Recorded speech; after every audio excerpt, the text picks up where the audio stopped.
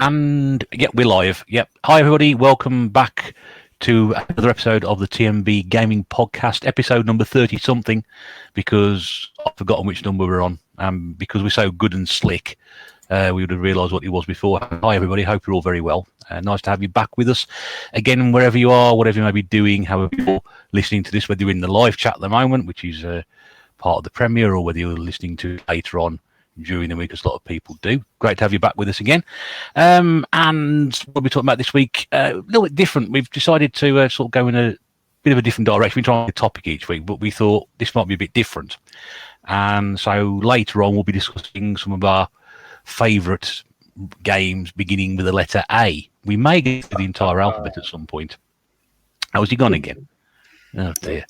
Oh, it's right. We have a few technical problems, as always, technical issues, technical difficulties. But yes, we're going to be going through sort of like the games beginning with letter A. We're going to miss loads out. We're not going to give you a definitive list because we'd still be doing this in about 3 weeks' time. But hopefully we'll recommend some games you may never have heard of before, or remind you of some games that you haven't played for ages. That'll be a bit later on. And beforehand, we always talk about what games we've been playing during the past week or so. Joining me around the virtual oak wooden table, because it's always nice to have a table of decent quality. And if any furniture manufacturers out there would like to sponsor our virtual wooden table, please do let me know. Bringing in for our first guest of the evening, it's Pete Fighter 2. Hi, Pete. Good evening. How's it going? How are you? I'm not bad. How are you? Yeah, I'm exhausted after that introduction, so I haven't got a clue where that was going. But that's fine. That's fine. We get there in the end. And you're keeping well, sir, since we last spoke to you? Yeah, not too bad. It's just doing the same old, same old. How about you? Yes, pretty much same old, same old. Excited though, because by the time this goes out, I'll be on holiday for a week, so I'm quite looking forward to that. Not good for you, but good for me because I'm not. First time off in 3 months. You don't count the bank holidays. That's the kind of stretch that I've just started. I think I've got another 13 weeks until I'm off now. I don't try and do stretches that long now, but I can't cope with it. But I have done this time, and I don't know why. Well, I'm tired, but anyway, we'll catch up in a minute, mate. Also bringing in Retro Games Revived. It's called Sean. Hi, Sean. Hello again, mate. How are you? Good to see you. Good to see. Well, so yeah, I can say good to see you. Yes, we can see you. I can see you in a minute. But... good to hear you again, mate. Yeah. And you're all right since we last spoke to you? Yeah. I'm all good, mate. You had an expensive week, haven't you? Certainly have. Well, it don't quite cost me yet, but yeah, it's the car, the old car. You'll be put it in garage next Wednesday, and it's a pretty big job. It's, what did I say? What, clutch and flywheel? Clutch and flywheel, so, yeah. Any mechanics out there don't know just how expensive it's going to cost. Yeah, because I've already been told that mine apparently is on the way out as well, although I wasn't quite as much as you. but then again, my car is probably not as good as yours, so it's all right. No, I don't know about that, mate. The car's a car to me. It really is. Yeah, well, 4 wheels and they go in that direction. Exactly. That's about what we do. Yeah. Speaking of cars, this man's internet is driving us mad this evening. It is Nathan Retro 1. Dobry večer. What was that? That's good evening in Ukrainian because it's coming home. It's coming home, isn't it, Russ? Well, by the time this goes out, either it will or we will. They will be on the way home, one way or the other, because they're going to come back this way, whether they're playing the game or not on next Wednesday, aren't they? So, can't hug each other. Yeah. Apart from your internet connection dropping in and out, are you all right? Yeah. Other than that, I'm good. Thank you. Good. Well, it's good to have you all here again, and hopefully we'll pick some games a bit later on that you may be interested to see what we've come up with. In the meantime, we always start, and if you're not listening to this before, there are 30-something episodes before this. I can't remember exactly how many there are, which you can go back to and listen to on the playlist on my channel, which is the Retro Bear. Well, you know that because you're already on it anyway. And we discuss loads of subjects each week. Each time we do this, like each week, every 2 weeks. But we always start off with what we've been playing in the last 2 weeks since we last spoke to you. I always start with Pete because he's when he's here. So, Pete, what have you been playing since we last had the pleasure of your company? Well, it's kind of don't know if it's the excitement of the Evercade VS coming out soon or anything, but I've been sort of Evercade mad this last couple of weeks. I know this is becoming like Pete's Evercade corner, isn't it? But Well, you are the champion of the Evercade. I am. You are who people turn to when it first came out. You were the first one, in this corner of YouTube to get behind it, and everybody seems to follow suit. I like that. Pete's Evercade corner. We can make that a regular feature. Yeah, you could do, yeah. What was it you said, Nath? Back once again with the Evercade Master. Back once again with the Evercade Master. It would be sort of like a Muller fruit corner, but with more games and less fruit. And not a yogurt. Yeah. So We are looking for we are looking for a sponsor for the podcast. So if anybody, if Muller are listening, we'd be very interested. Or Evercade. Or Evercade, yeah. Oh, please. Why can't you just have sponsored by Evercade? Just or Gucci. Back onto games I'm playing anyway. We already went on tangents. It's yogurt tangents. Yogurt tangents. Trying to drink here. I was playing Octopath Traveler on the Xbox, and because of the way that game's set out, there's like sort of 8 different stories from each character that you have to play through, and they kind of apparently later on all converge into one. But just the way it feels really disjointed, and I really loved the game at first, but the stories just started feeling really disjointed. And I also hit a massive difficulty spike, and I really don't like grinding in role-playing games, so I kind of got bored of that and knocked it on the head. But Brave Battle Saga, which was the RPG I was playing on the Evercade, I finished that one.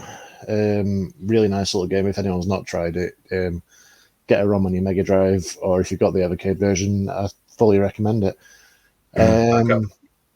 Yeah, get a backup. Sorry, not a ROM, a backup. Because obviously you've all got the real thing, haven't you? Of course, but yeah, it's like, because I'm kind of a beginner to Japanese role-playing games, really. I mean, I say a beginner. I've been playing them for a long time, just not sort of a lot. They've never been a favourite genre of mine. Brave Battle Saga is...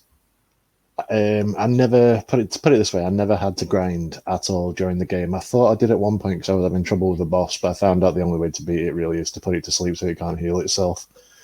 Apart from that, I never really had to grind all the way through the game. Just a nice pace to it. And you always seem to have enough money and enough experience to get through, and it's just nice that way. I fully recommend that game. It's an absolute hidden gem. I take the grinding out of games. Sorry, I was going to say, like, the grinding in games is just the worst. Yeah, RPGs. It just stops. It halts it and just it stops the flow of the game and everything. That's the reason why I've never really got on board with them, and it's kind of stopped me in my tracks with my newfound affinity for them. But I don't know. We'll carry on. After I'd finished that, I started playing the Oliver Twins collection on the Evercade, just like dipping into different games. Yes. Because I've been enjoying sort of early nights, going to bed and just sitting in bed playing my Evercade, because that's my rock and roll lifestyle. But yeah, playing through the Oliver Twins collection, because all the Dizzy games on there are all the NES games. Yes. The ports from the NES versions of the games. And playing through those, I can sort of see where Mr. Birdsall's coming from. Oh. I was just about to say that was the only reason I kind of want to get an Evercade is to play Dizzy, and after that bombshell, yeah, those NES versions are not good. Well, that's why I've never bought it, because I thought when I first saw that collection that they'd have all the original 8-bit games, whether it's Spectrum 64 or Amstrad. And as soon as I found out, or even the Amiga or ST versions, there's Treasure Island and Fantasy World, I think, and Crystal Kingdom, I think they came out on the those systems. But I was like, I don't want to play the NES versions. No, I play the original. With the Evercade VS coming out, it's quite possible that they might, because they might make it, USB keyboard compatible, and you can use keyboard controls, so more computer games might come out for it. But I think with the the restrictions of just having 6 buttons, it kind of might make computer emulation a bit difficult that way. But yeah, the only games I played in the Dizzy series up to that point, I'd played Magic Land Dizzy on the Amiga. I'd played a few of them on the Spectrum when I was a kid, and Fantastic Dizzy on the Mega Drive, and really enjoyed all those games. But the NES ones just don't feel right. Can't remember which one it was, but on one of them, you kind of, when you jump, I know on other Dizzy games, when you jump and you land, you'll roll a bit. But on that one, when you jump and you land, you just kind of carry on going, and it just felt really unnatural. But I don't know. I was sympathising with Dave Birdsall there, because I would say it'd be more natural, because if you're an egg, you're going to keep rolling, aren't you? Yeah, but you don't. Around, it's not that you keep rolling though. You just kind of keep moving. It's like you stop and you'll carry on sliding. But it's not like when Mario stops and he slides a little bit. You stop and you'll carry on moving with the same kind of inertia, and then just stop dead a bit later. And it just felt really unnatural. But it doesn't sound right, does it? It doesn't sound right. I played like about 10 minutes of each, and thoroughly unimpressed. And I was kind of. I've been waiting really to play that on the TV, because me and my wife both love Dizzy and wanted to play them together, but I was really looking forward to it, and that's kind of annoyed me a little bit. But yeah, me and speaking to my wife, we did the thing where I picked up I just picked out a random cartridge, which ended up being the Mega Cat Studios one. Popped it in, told her to pick a number, chose the game which corresponded with that number, and I ended up playing a game called Multi-Dude, which is a game, it's out on the NES and the Spectrum, actually. And it's just a little like puzzle game where you've got like a set number of little robots, and you're like pushing blocks, climbing on blocks, destroying blocks and stuff. It's like a little puzzle platformer. The only thing I can really liken it to is like Lost Vikings, maybe. But you like, instead of having like a big sprawling like Metroidvania style level, you've got just one screen. And really enjoyed it. It only takes, once you know what you're doing, it only takes about half an hour to finish, but it gets devilishly hard later on until you figure it out. But yeah, it's about sort of 45 quid to buy on the NES. I don't think there is a physical Spectrum release, but you can get the ROMs for free on the website. So I thoroughly recommend anyone try that. And the Spectrum version actually looks like it might be better. And apart from that, I've been sort of struggling to get into modern games at the minute. I don't know why. I just nothing can keep my attention if it's not 2D and sprite based. So I tried to. Sorry, real life for you as well. But I tried playing. WWE 2K Battlegrounds for the first time because I bought it in sale around my birthday, and boy, is it not good. Is that the one that's actually a wrestling game? No, it's a wrestling game. It's but it's like really arcadey and cartoony. It came out last year, and it feels like sort of like the WCW games on the PS1, and it's just no good. It really is no good. And it's also really weird in that all the DLC characters that come out with it are free, but you have to unlock them in the game, like with in-game currency that you can buy or you can just earn. But a lot of the like locked characters are characters that should be unlocked to start with. Really, it's like, I don't know, like I'm really out of touch with wrestling at the minute. But there's like Becky Lynch, for instance. She's like one of the, at least last time I watched, she was one of the biggest stars in the world in wrestling, and yet she's behind an unlockable barrier. Whereas people would want to play as her straight away. It seems weird to me. But I played that for about half an hour. Wasn't into it at all. And I think she's been off because she was pregnant, wasn't she, or something? Yeah, she was. But up to that point, she was sort of cementing herself as like this female Stone Cold Steve Austin. So that's right, she was. Yeah. Yeah, and I mean, I've always thought she was really good because I'm a sort of mark for technically good wrestlers and not just what the characters are doing. So I've always been a fan of Becky Lynch. She just outclasses the rest of the female roster. But this isn't a wrestling podcast. No, we must do that. And so I've started my next sort of big game to play in the living room on the big TV. I've started Watch Dogs 2. And I'm hoping that it'll grab me a bit because I've still got to play Watch Dogs Legion as well. Because I bought that in the sale at Christmas before I even had a PS5, thinking I'm never going to see it this cheap again, and it's already cheaper than that now. So Oh, no. I've not even Love played when it it yet. happens. You've scalped yourself then in reference to last I time. really have, yeah. So I need to get onto that at some point before it just completely just negates the whole purpose of me buying it. So yeah, that's about where I'm at. Say, probably a good job you didn't buy 100 copies of that game. Because I bought that. I never see bought this that. cheap again. Yeah.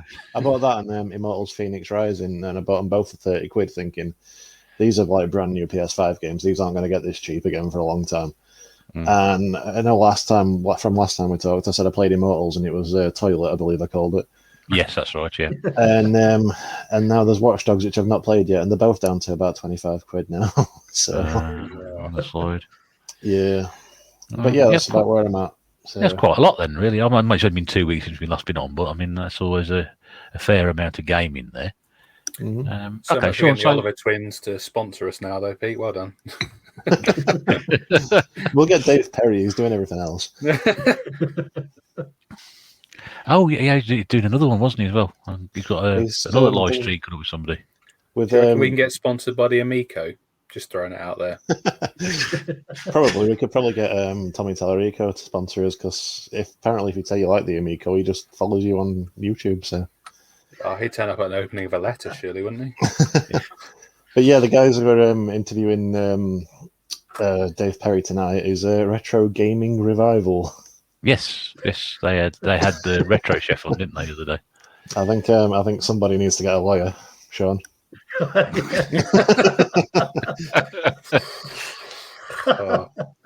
There's only one of Sean, and there's about 4 or 5 of those guys, I think. So Yeah.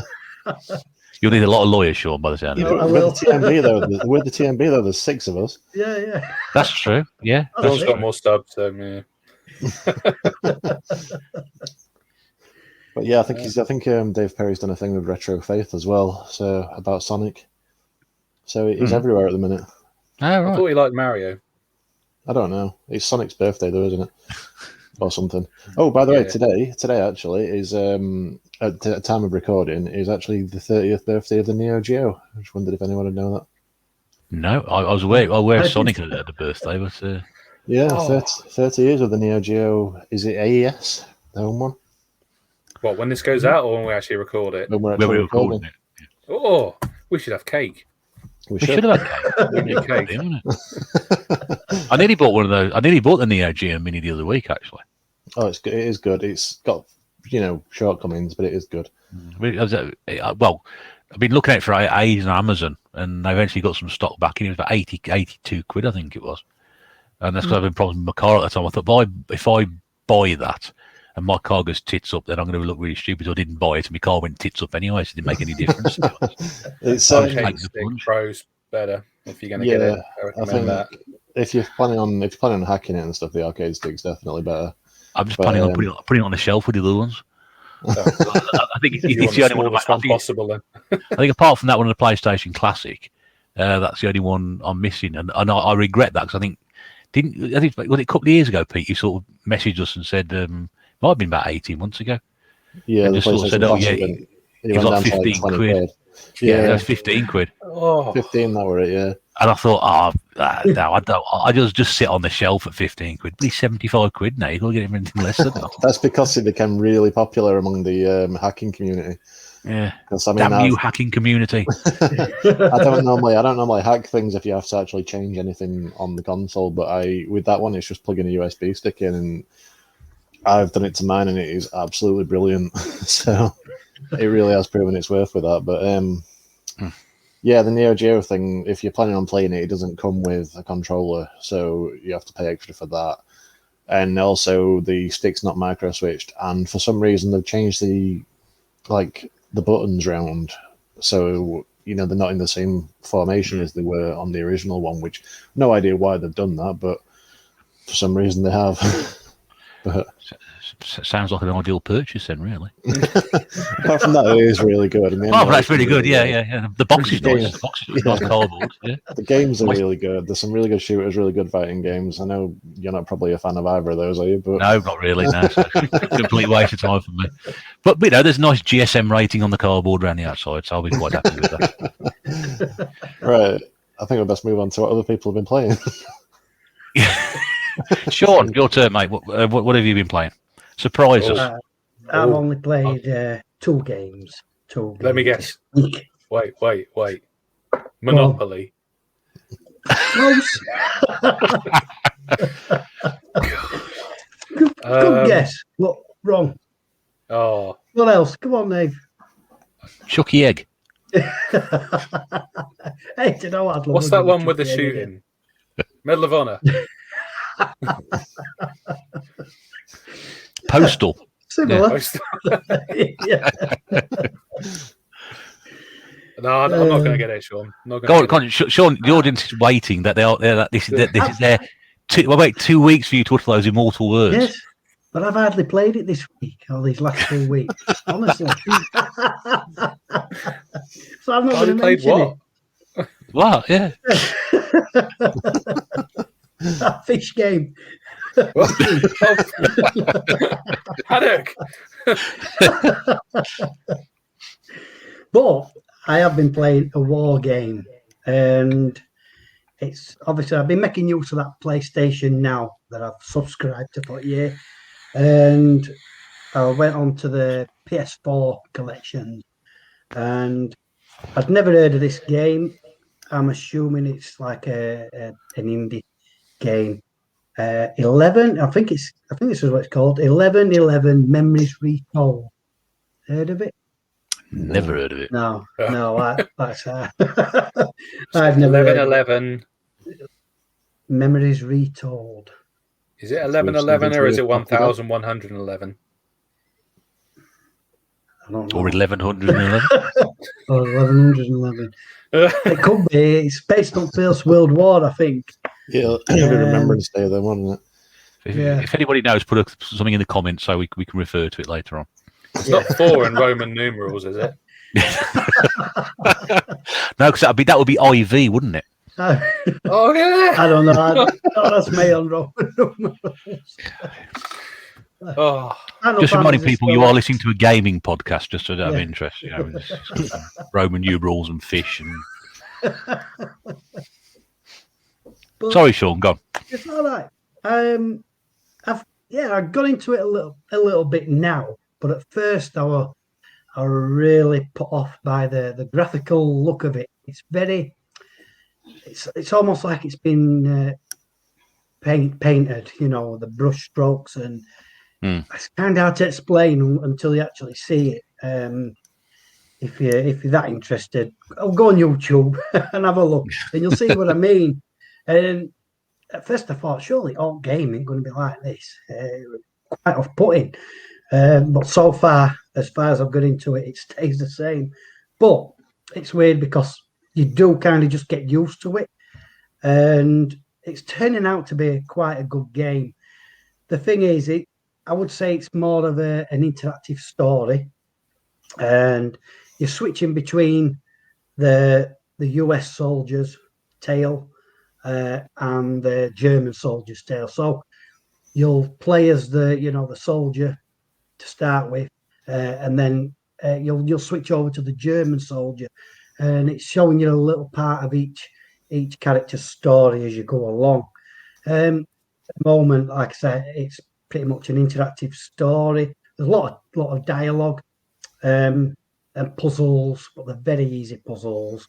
Case of moving a crate out of the way so you can get round it, kind of thing. Very simple, but like I said, so far it's not too bad. I must admit. Like I said, the early days I thought I'm not going to be able to play this much longer, but I did. I stuck with it, and it's turning out all right. One that's not so good, and maybe it's due to, I've mentioned it before, the fact that there's just all these controls, different views that you've got to change. I'm talking about Air Conflicts Vietnam. It's I don't know that one. kind of like a flight sim shooter kind of game.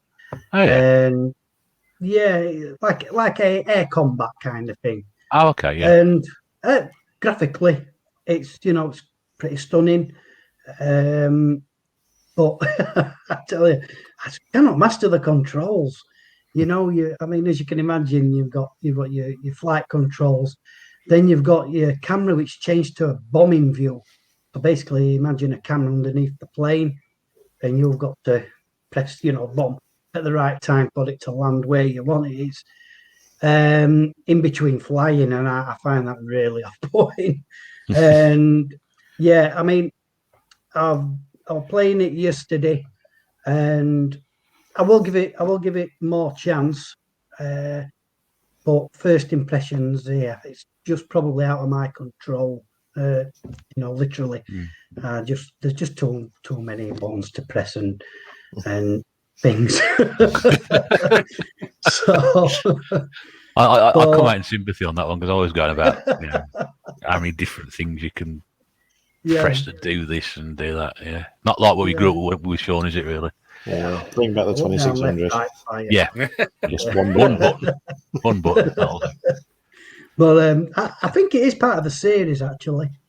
I'm sure there's another couple, air conflicts and then whatever, Pacific or whatever, kind of thing. So, but it's mastering the controls. No point there could be 100 in series, but if I can't master the first, then I ain't really going to master it anymore, am I? So chances are, if I don't master it, then I'm not going to play them.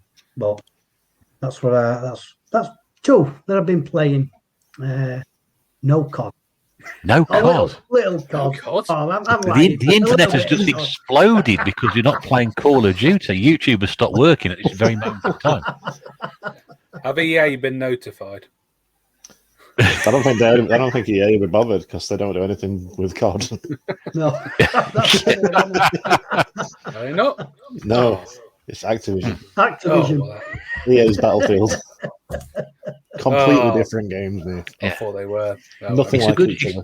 It's a good job we have your good looks, Nathan, rather than your gaming knowledge. Evidently. Is EA Battlefield actually? What's that? Is EA Battlefield actually? I don't know. Yeah, it is, isn't it? I'm pretty sure it is.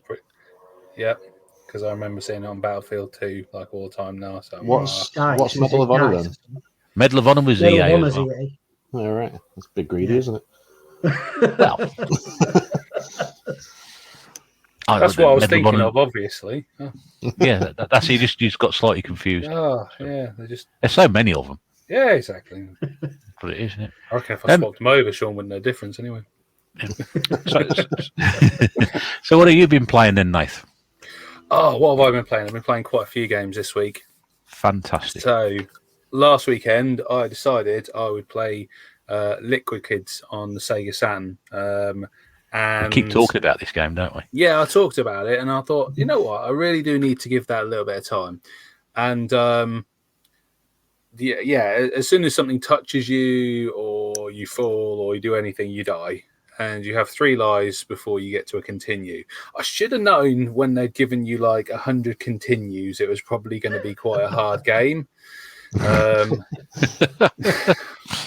And I think I managed to like crawl through some of the later levels by just like dying and then progressing by how far I'd like died. So maybe moving a couple of like inches across the screen and then being respawned into it. But it's a really good game.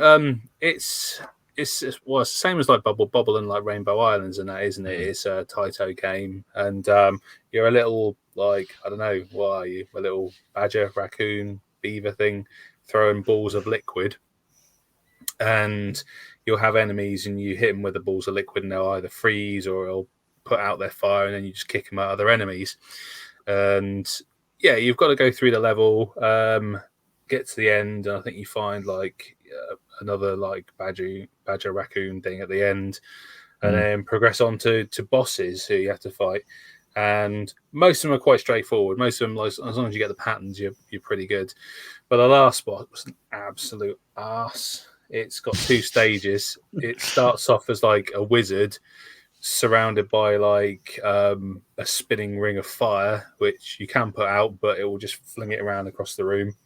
And you think, oh, I've done him now. When you kill him eventually after like the 40th go, and then it turns into just a fire who just darts around this room.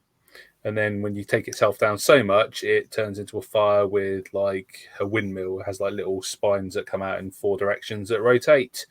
And then after a while, it gets bored and rotates the other way. And after a while, it gets faster, so you actually can't physically get away from the damn thing.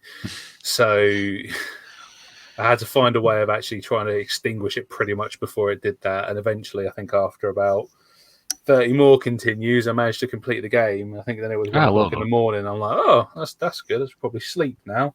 So yeah, that's how my weekend like went. This week, so I've had the Wii out to play some games this week. Lovely. And I've been trying to go through some of the Wii games I've got because I've got enough, and I thought I might need to start playing some of them. So I got Kirby's Adventure out on the Wii. One of probably the more expensive ones. I think it's the most expensive Kirby that's on the Wii. There is the Epic Yarn one, but this one's actually quite a lot of fun. It's by no means a hard game. It is very much in the kind of the Kirby style, so it's quite straightforward. You'll get power-ups as you go along, and you get kind of super power-ups. So he'll swing like a massive sword or a massive hammer, and then it will take you into, you know, another world where you have to fight like a mini boss, collect these cogs, collect parts of a spaceship for a little alien friend you're helping out. But then it's got some other bits to it that I didn't realize. It's got a bit with like a ninja thing you can unlock where you've got targets and you have to flick the Wii remote to hit them on the screen. Which is a lot of fun, actually. I spent quite a lot of time doing that. So that's Kirby, for those interested in that one. After that, I played a bit of Mario Strikers Charge Football on the Wii. We were talking about football games the other week. Yeah, it's a good game, that. Yeah, it's a good game, that. I must admit, I really wanted to hate it. But I just found it was actually really quite enjoyable to play. Once you got past the training missions, and I kind of went into it not really understanding what I was doing, it can be quite fun. The premise of it, like for those who haven't played it, I think it's like a 5-a-side thing. You've got this crocodile in goal. You've got, you know, 2 kind of defensive players. You've got, you know, attacker and your captain. And you basically, is it a bit like speedball in a way? You kind of just bash people off the ball. You kind of attack them and like knock them off the ball, tackle them. And then you can do passes, but you have to charge up this football and kick it into the goal. What you've also got the option to do is do charge ups. That's where the charge bits come strong. And your players will have different abilities. There's like a Boo who will just charge up and try and just take it into the goal by ghosting past the keeper. And your main character, if you charge them up, they'll basically fly up into the sky and do this massive attack where they'll send down like a number of footballs, depending on how quick you are to press the button in order. And depending on how well you do it, you will score like, 6 goals off at the back of it or something, which can be fun, but can be really frustrating if it happens to you, because you can win like 20-0 or something like that. But at the same time, you can just lose to one of those things. But it is a lot of fun. It's probably one of the cheapest Mario games. Isn't the cheapest Mario game you can get out there at the moment as well? It is. I don't know if it's a crossover one, like kind of the Mario and Rabbids one. I don't know that much about it. I don't know what the crocodile thing in it is from. He's the goalkeeper, but it is a lot of fun. And I think it's like £2.50 or something like that. It's not cheap. It's under £5 easily. Yeah, it's definitely worth kind of picking up for that kind of price and giving it a go. So, you know, when we were talking about football games the other week, I'm sad I hadn't actually played it, because actually it's a really good game. So, that one I've played. And tonight, not partly because we're doing the topic and we talked about it beforehand, but I started playing a bit of A Boy and His Blob. On the Wii, for those who may have heard of it. It's originally a NES game, and now they re-released it on the Wii. And it's a really nice looking game. They've kind of done the drawn graphics look really good. Beautiful looking game. Yeah, the whole premise of it is you have an alien blob. You have a boy who can do next to nothing. He can like jump about a centimeter off the ground. That's his only ability. But his blob, you feed it jelly beans and it will turn into different things to kind of help him out throughout the game. So it'll turn into like a ladder, a hole, a trampoline, a parachute, later on a rocket and other things like that. I played it through and did like a few levels of it. It's not bad. It's a little bit slow going, but I've enjoyed it so far. It's a bit of a puzzler, so I'm thinking it'll get quite hard later on. But yeah, one to kind of pick up, because I think that one's a bit of a not necessarily a hidden gem. I don't want to use that word because Metal Jesus used that word and then the Wii game's got up about 4 times in value, but I don't think I'll have that effect. As if that's going to make a difference at the moment anyway. Yeah, so be 4 times in value. exactly.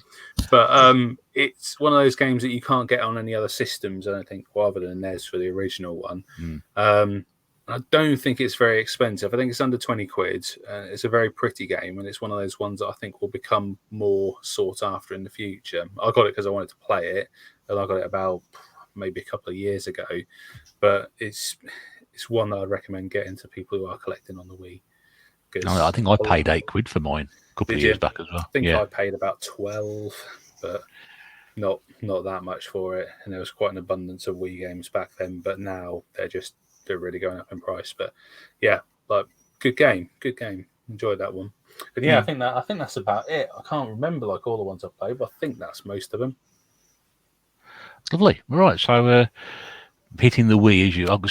Well, I'm not sure aware because obviously we can see each other at the moment. Nate's redesigned his games room, which is looking very, very good. Different to what before, and I think it looks a lot better actually. You got a nice line of Wii sort of building up behind your head at the moment, which is great. The length of the room that's fully the length of the room from like left to right, but there's still a way to go. I've still got some stuff to do, and yeah, there won't be a game room tour until like it's in a better situation and I'm more kind of happy with it. But yeah, I haven't actually done a game room tour since I've actually been on YouTube, because my original game room looked absolutely shocking. Have we got some tortoise shells there, Nate?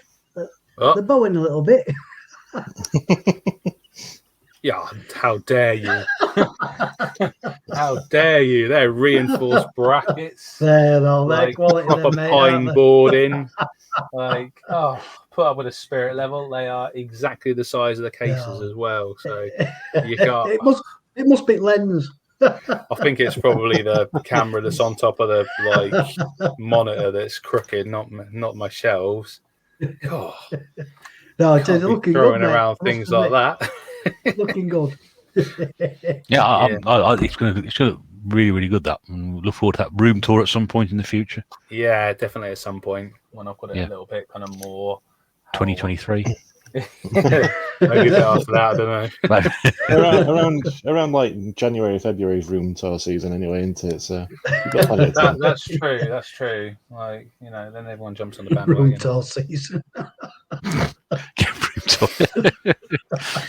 It's room tour season once again. Everybody updates their games room by moving stuff around from one shelf to another, and then puts another video out to say this is completely different. No, it's not. It's the same stuff. You just put it on a different shelf.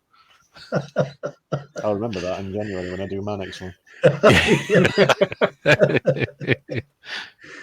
Just do it backwards, Pete. Just do it in reverse. So don't do it clockwise. Do it anti-clockwise, and like, it's different.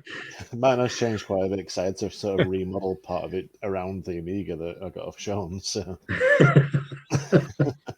yeah, I need to do some of that. Right, so that's what everybody's been playing. I would add something to the list, but I haven't actually played anything at all, really. Must be honest.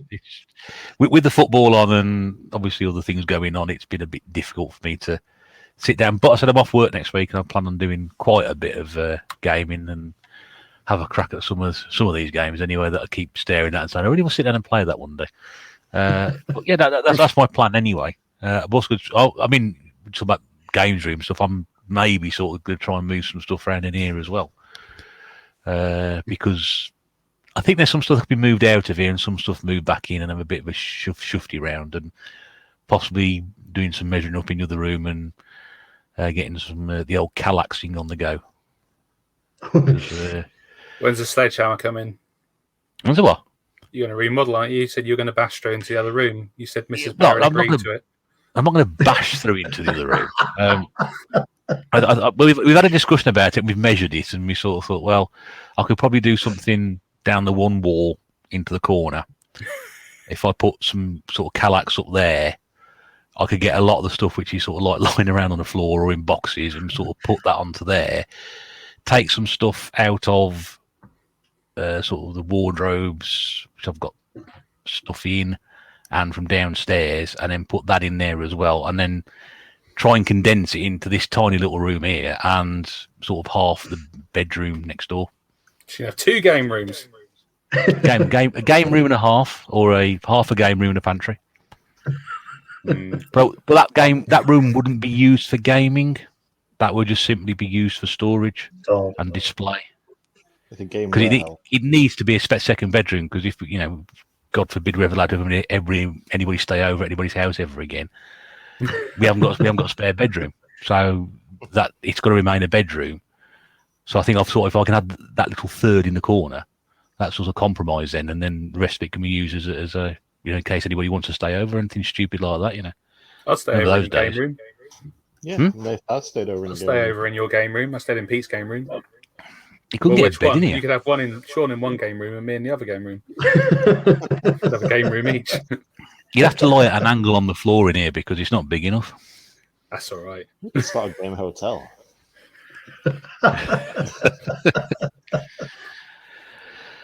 Oh, dear. Right, moving swiftly on then. So this week's topic of discussion is, we were just sort of throwing a few ideas out there. I should just sort of mention about while we're going out on the Sunday, because we're recording this on the Thursday night, but which is going out now on the Sunday, just like to say a big hello to all our friends over in America and wishing you a very happy Independence Day. Because initially when we discussed this episode, we thought about doing some American independence themed type content, but we sort of forgot about all that. So not deliberately, we just forgot about it. So wishing you all a very happy Independence Day anyway, which is very strange coming from a Brit, because technically speaking, your Independence Day is sort of liberation from Great Britain. So why should we be congratulating them on having a good Independence Day? We're saying, no, disgusting splitters, come back. We should have a good Riddance Day. What, sorry? We should have a good Riddance Day. Works either way, I think you'll find, I say. Works either way.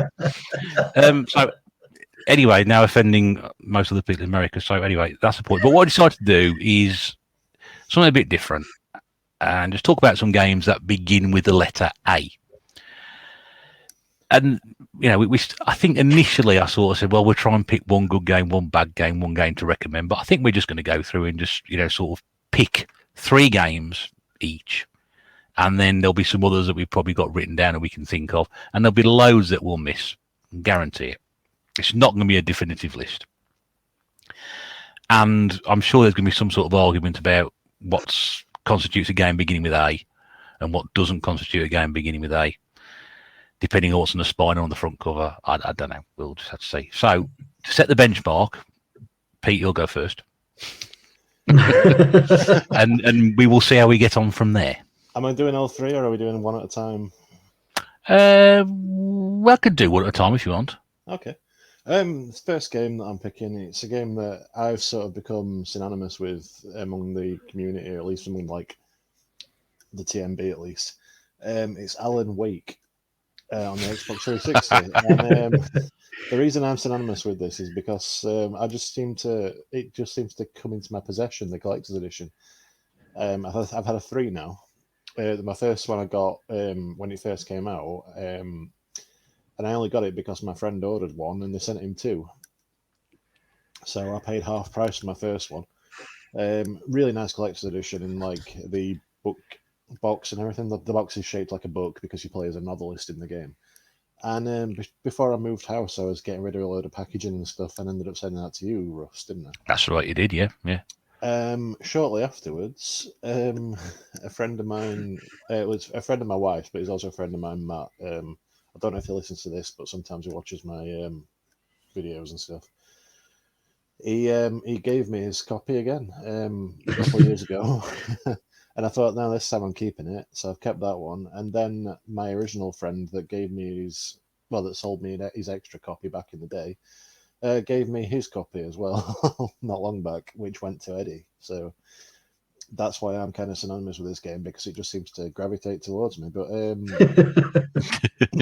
Maeve's my next one on my waiting list for if I get another one. But yeah, it's a really good game. Like a sort of, I want to say it's like a psychological horror game at first. The premise of it is you're an author, and you go to this. It's been a long time since I played it, and I might be getting it mixed up with Silent Hill 2 here. But I think you go to a town looking for your wife who might be dead. I don't know. It's been ages since I played this. But you are a writer, and the things you write sort of come true in this town where you're sort of trapped. And at night, you're sort of being followed around by these sort of doppelgangers of the people in the town who are like sort of psychopathic versions of them. Like there's like lumberjacks will like attack you with axes and stuff. In the daytime, it's nice and peaceful, but at night time, it's things like that kind of going on. You've kind of you've got to sort of dash between streetlights and stuff because the enemies can't like follow you into the light and things like that. Genuinely very, very tense when you're playing the nighttime sequences.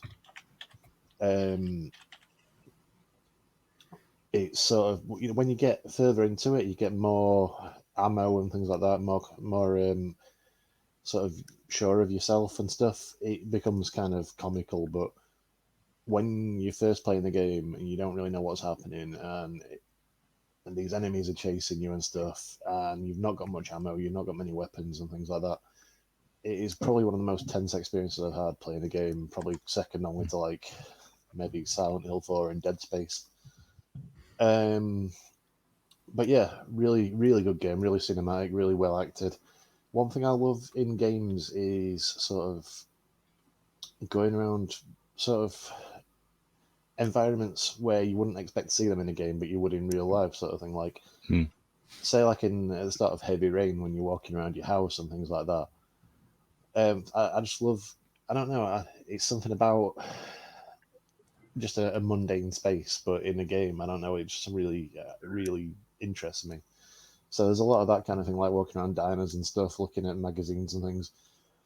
I know it sounds boring as hell, but it's the kind of thing that you don't see in a lot of games, and No, it's a good game. Yeah, it's good to see attention to detail and things like that. It's just a really good game. It's just not really hidden treasure, but often gets overlooked. I think it was probably because it was an Xbox exclusive. So yeah, I really ought to have played it more recently if I was going to talk about it, but I only really decided I was going to talk about it today. So. But yeah, thoroughly recommend it. If you can get hold of it, do. It's not uncommon, but if you can get hold of the collector's edition, it's just a really nice shelf piece as well. And there was a sequel as well, but I think it was digital only, so I never actually sort of got onto that. But it addresses sort of something that I thought in the original game was, once he's figured out that the stuff he's writing is coming to life, why not stop writing about scary things? So in the second game, it's more of sort of like a pulp kind of, sort of almost comedy kind of game. But never actually played it, but it is one that I really should do if you can still get it. I don't know if you can. But yeah, so that's my first pick, Alan Wake. Really enjoyed it. Oh, and an amazing soundtrack too. It's got stuff like David Bowie on it, and it's got this fictional metal band called Old Gods of Asgard, I think it is. That's awesome. They're a real band, but in real life, I can't remember what they're called, but they play like sort of, I don't know, sort of insipid kind of radio-friendly rock. But in this game, they play a metal band, and there's like one set piece where you're on a stage and you're firing fireworks at these enemies and stuff, because obviously the fireworks are going off and wiping out the enemies because they can't stand light. And you're firing them out of like basically rocket launchers firing fireworks and stuff. And there's this song from this band playing in the background, and all the light shows going off and everything. Really good set piece, and it's a really good song if you like heavy metal music. But yeah, just play the game. It's really, really good. It is, and you're absolutely right. It's an absolutely beautiful set as well. The whole package, just the way it's all put together, and in that sort of giant book, which has got the game and the book inside it, the CD, and it's just lovely sort of velvet cover to it as well. The silver writing on it, and the whole package is just a really, really good thing to have. And as you said, it's not overly expensive to find one. It's just trying to find one, which is a bit more tricky. The standalone game version is common as anything, but I would certainly agree with that. It's a really good choice, that one. It shall be mine. The book in the set as well, because it actually has got a book in there of like just different excerpts and stuff like that. Those are all bits of text you can find in the game, and they're all written, like obviously not written by the character, but sort of in the game they are pieces of stuff that he's written in the narrative, and they're all little short stories and stuff as well. And one of them it doesn't mention any names of characters because I believe Rockstar had the IP at this point, but it is definitely Max Payne because it's the game's made by the people who made the original Max Payne games. So it's fun to look through that book as well and like read all the short stories and stuff. So does it play like Heavy Rain and that kind of? No. It's like a third person sort of Resident Evil style kind of thing. Bit more fast paced than Resident Evil, but I suppose in the daytime sections it plays a bit sort of slightly like Heavy Rain in that there's no combat and you're sort of walking around exploring stuff, like finding clues and things. But at night time it's very much you've got a gun, you need to run. So you have like flare guns and stuff, but you need to keep moving, and it's really fast paced and, like I said, really tense at times. Okay. So that's Alan Wake then. Sean, let's have your first choice. My first choice is All Japan Women Pro Wrestling. Cracking game.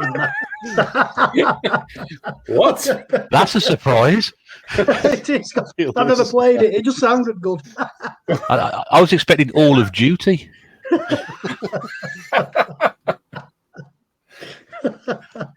Oh dear. No. Come on now, silly. Mine was quite predictable, really, my first one. It's going back to the Commodore 64, and it's Auf Wiedersehen Monty.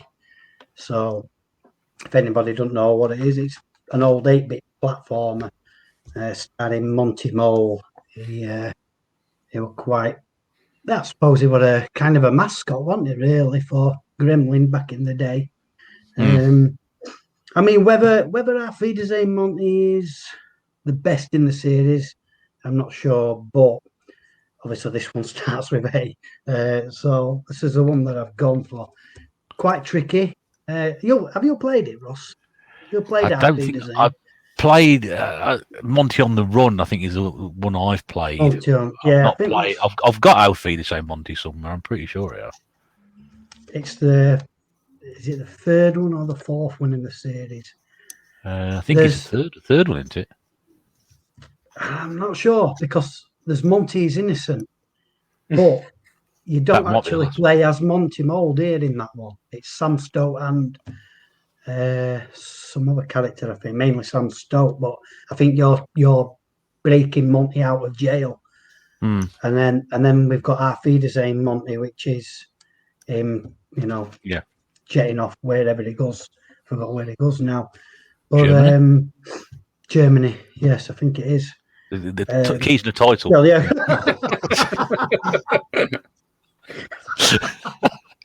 Yeah. As opposed to Au revoir, Monty, which would be in France. So. Ciao. Oh, dear. Oh, God, above. But Auf Wiedersehen, probably, in my opinion, it's got the best soundtrack. It was a collaboration between Rob Hubbard and Ben Dalglish. There's a meet in the musical minds on the 8-bits there, and goodness me, wow. Sure, isn't it? That's sort of like David Bowie and Mick Jagger getting together and they're doing dancing in the streets, isn't it? That's the same sort of equivalence. Yeah. It's funny with the Monty games. It was the Monty games, wasn't it? Where in Japan, the decided they didn't want it to be a mole, so it's just a guy. Yeah. Um, Yeah, something like that, isn't it? yeah, it's just on the Famicom version, it's just a bloke because they didn't want a mole.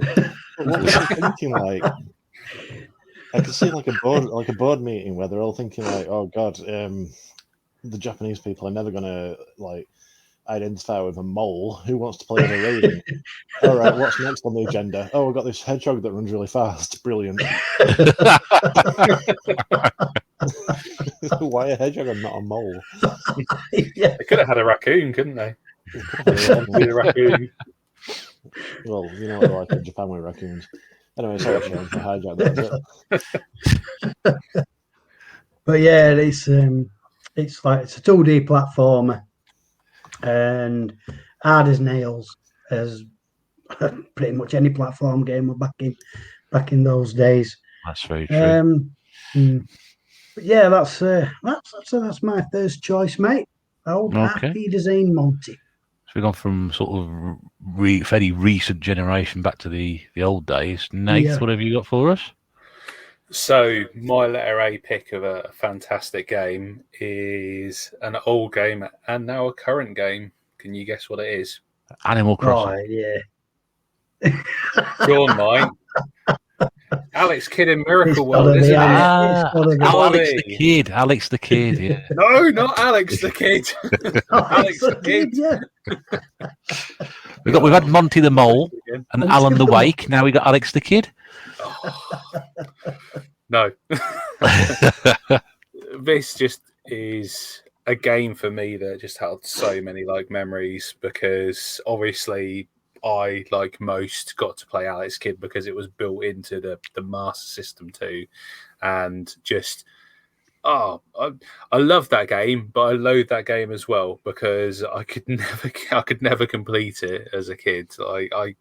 I couldn't get past the castle at the end, and that's if I got past the rock paper scissors to get there, because like little me wasn't smart enough to realize that they're doing the same bloody pattern for rock paper scissors every damn time, so you can kind of figure it out or write down what they're doing, which ones win, and then you know for next time. No, I didn't do that. I just went like straight in there like, yeah, I can win this game. Oh, I've just lost. But it's just a fantastic game. I remember, I mean, there's things in that game that you like don't realize at the time. Like for our version, he's eating a burger.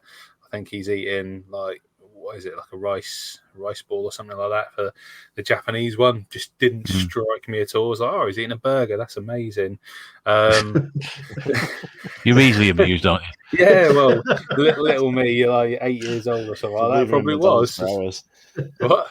I could leave him in McDonald's for hours. Yeah, exactly. It's like a zoo to him.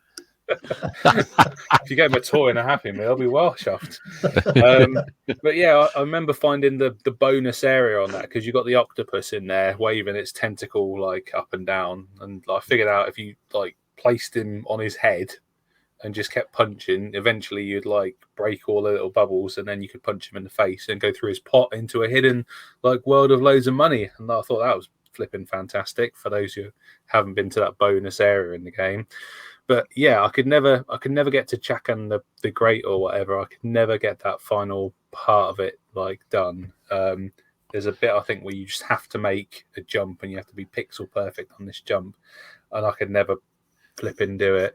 And of course, like now I realise there's a continue cheat as well. I think you just hammer the like B button whilst pressing up or something, as long as you've got a certain amount of cash, then you can continue, so you can keep doing it. So when I got a Master System 2 back in my collection, that's one of the first games I actually played and completed. It was on my bucket list from all those years ago. So how fantastic. that is awesome. And yeah, obviously the new ones come out, or I don't know, the new one, a remake, reimagining of it has come out. I'm a bit dubious of that one. Everyone's kind of loving it, and you can play the original Alex Kidd game in there, but it's one of those ones where I just kind of want to remember it as it was, because it was just so good. So that's probably one that I won't go for. But then they did an Alex Kidd 2 Miracle Land 2 version a few years ago, didn't they? They ROM hacked it or something and then actually made it into its own game. I don't know. I think there's one Pete will probably know. I don't believe it's Alex Kidd. I can't remember what it is. It's something else, but they built it on Alex Kidd.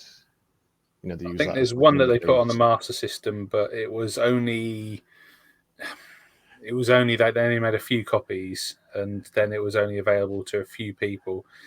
No, it is Alex Kidd 2 in Miracle World, and yeah, I mean, have a look at it online. They've just taken off from where the last one finished and just made its own game. I think it had its own soundtrack, but they just basically, I think, took everything from the first game and made another game, and they put it out on original Master System carts. It looks really good from what I've seen of it, but you know, I haven't got a copy. Copies that are out there go for an absolute fortune, so I'm hoping I'll get it back up at some point so I can play that. But yeah, Alex Kidd, obviously, in my intro sound, like for that reason, it just holds some like great memories for me. And now I've finally finished it. I don't have to play rock bloody paper scissors ever again. Or if I do, I'll remember what the codes are because I'm not an idiot now as I was when I was little. Yeah, that's my letter A. Lovely. I suppose that's been quite expected, really. And to be honest, that one completely slipped my mind. It had me. I was like, I can't not put it in when I remembered. I was going to say, yeah. Where do we get to see? I mean, you know, which one does Shaw put in then? Yeah, all of them. Hulu.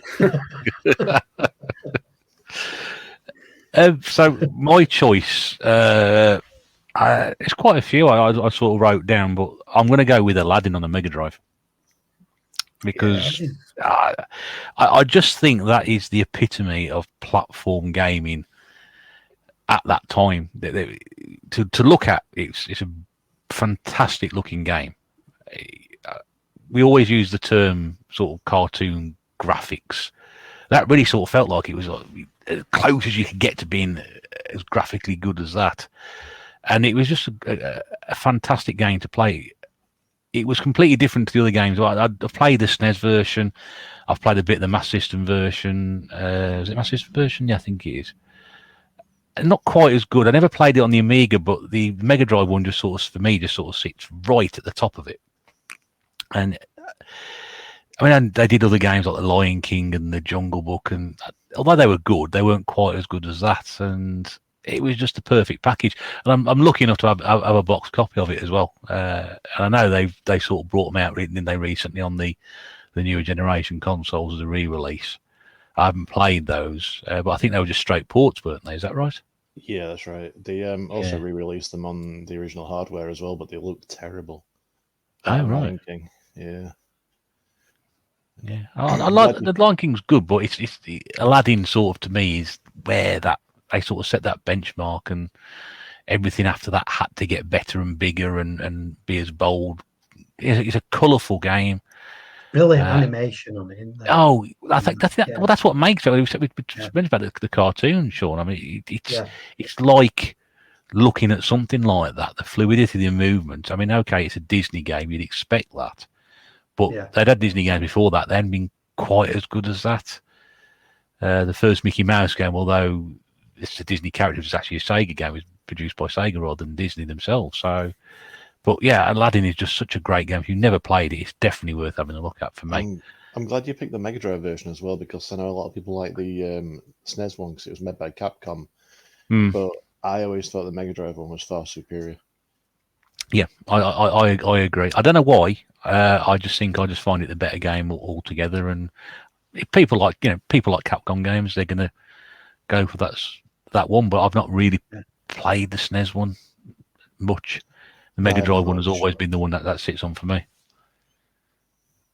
So that's my first choice. Pete, your second? Second choice, I'm going modern again because I had a feeling you guys would go a bit more on the retro side of things. Before I start, is my audio okay? Because you've said it's a bit quiet. It's fine to me. Yeah, I can hear what you say. It's a bit quiet and early, but the guys are saying they can hear you okay, so that's fine, mate. Right, fair enough. My next one is It's American, not American McGee's Alice. It's the sequel to that. It's Alice Madness Returns on the PS3.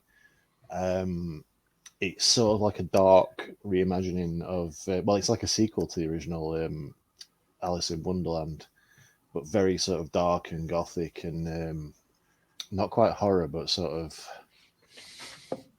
I don't know, everything's all kind of twisted and everything. It's sort of like exploring more into like your psyche and the sort of insanity of Alice and the whole concept of Wonderland being sort of part like a construct in her head. And it's like she returns to Wonderland to try and stop the sort of world from ending there. And it's like, is it in her head? Is it not? Kind of going all the way through that kind of thing. So like you never know if it's real or if it is just in her head. But yeah, it's like sort of a God of War style game, sort of hack and slash, sort of platforming elements. But it's just really beautiful, really, really good looking game.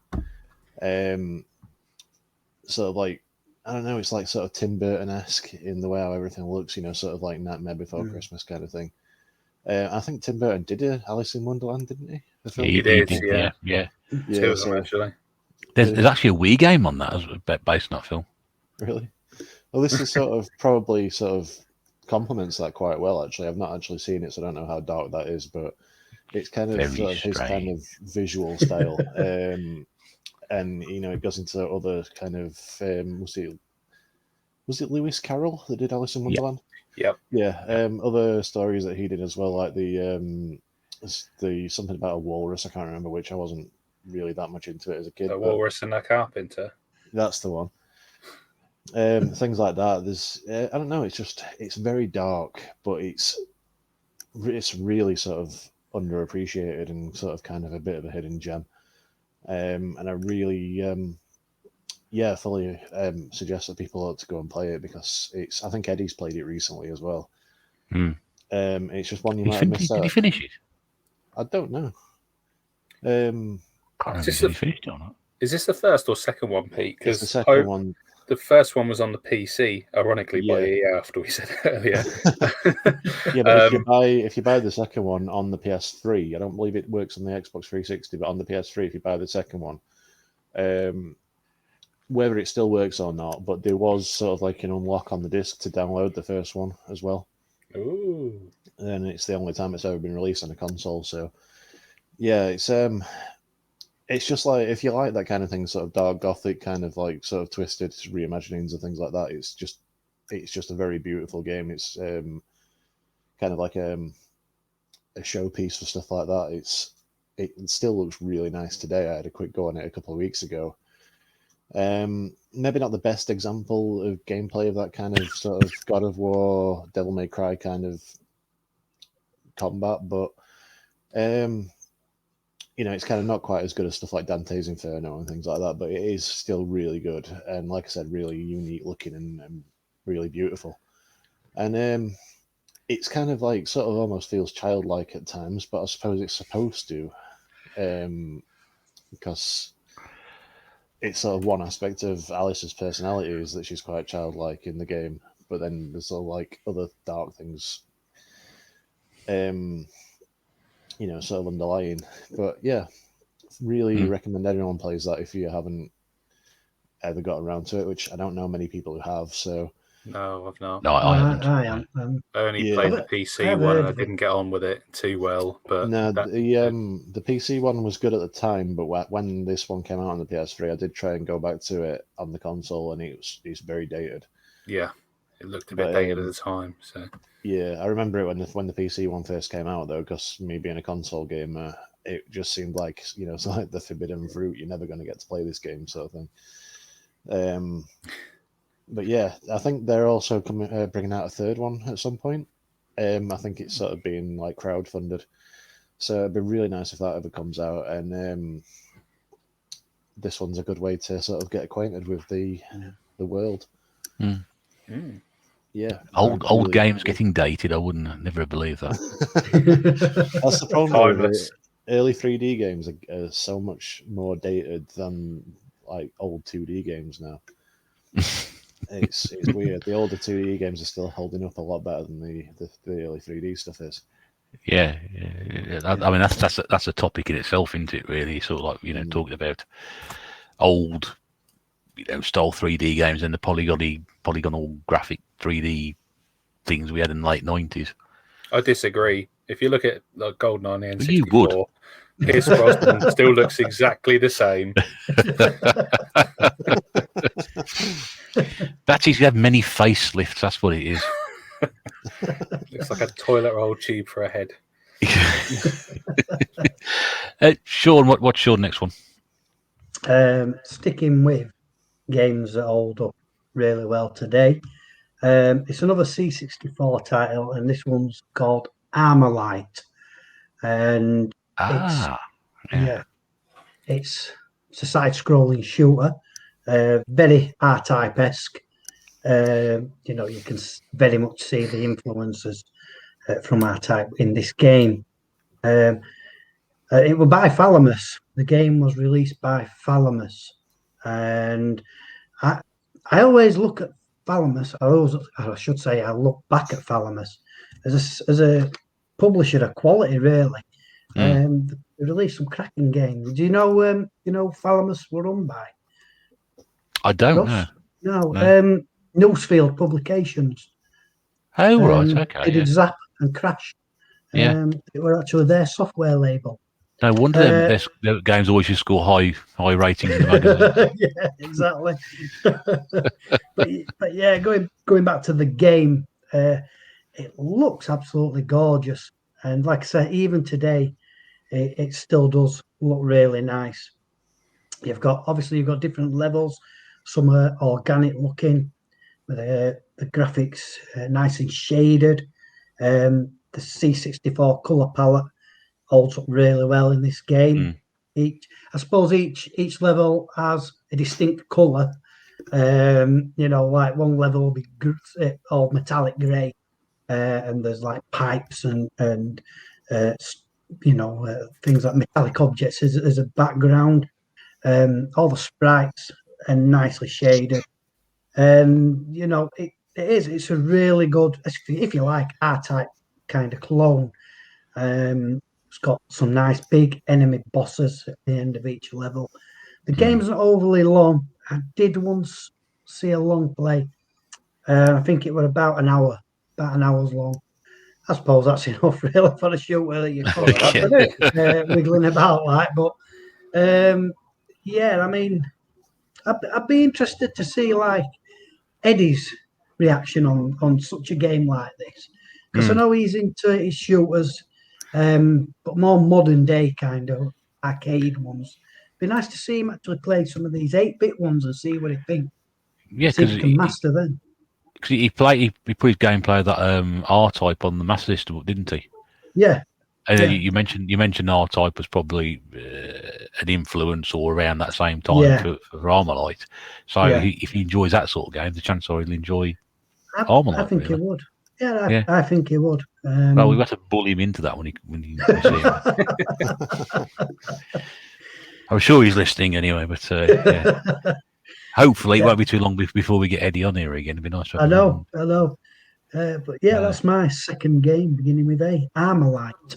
Lovely. Good. So good game there. And again, back from, was that late 80s, that one, I think? Yeah, late 80s, yeah. Got a nice, what you got for us? Oh, so my one. So you guys are probably going to veto this, honestly, but I'm going to say Abe's Exodus. So on a PlayStation 1. No, you can't have that. I can and I will. It's Oddworld, Abe's. Oddworld is the world. Abe is the person in the game. No, what does it say on the spine, Sean? Oddworld. I can't read it. In Nate's defense, if you get the Infogrames Classics, whatever version of Oddworld Abe's Odyssey, on the disc it just says Abe's Odyssey. There you go. So I have it disc only, so I'm fine. Yeah. The spine is final. My copy quite clearly says down the spine, Oddworld. No, I don't have a spine, obviously, so I'm having it. I'm having it either way. But this Abe's Exodus for me, like when I got into this game, a friend had this, and he had a loose copy, obviously, and it was really scratched up. I didn't know if it would play. I'm pretty sure like the second disc didn't play, but I played like Exodus before I played the first one, and it was just so good. The character design was really good. The kind of the odd world design was just brilliant. All the little kind of characters have their own kind of unique thing. You've got like the Midokins, who are probably the most kind of humanoid out of all of them, and you've got the Sligs, who are little kind of squid things without legs, so they've got robot legs to walk about on, and machine guns. The Gluckins, I think they're just like a squid thing with like a robe over them or something. And then you've got all the little creatures in the world. There's like, what are they, the Paramites, and I can't remember what the other ones are called, but they're all just being made into like food in the first one. In the second one, I think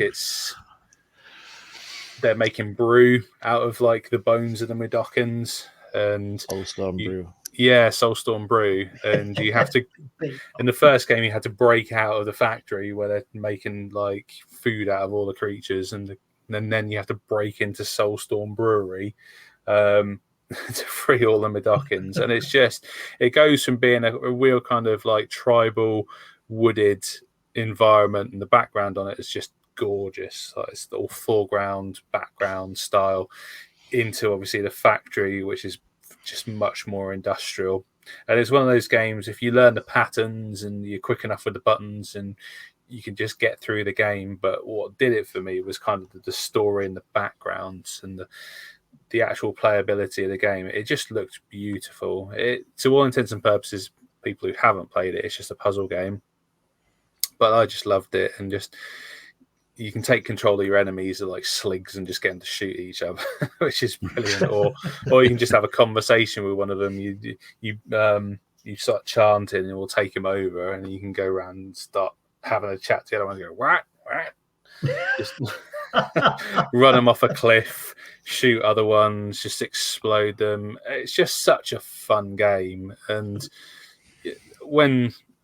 I don't know. Is it one of those games that people just remember fondly on the PlayStation, or is that one of those ones that's kind of a little bit lost in time?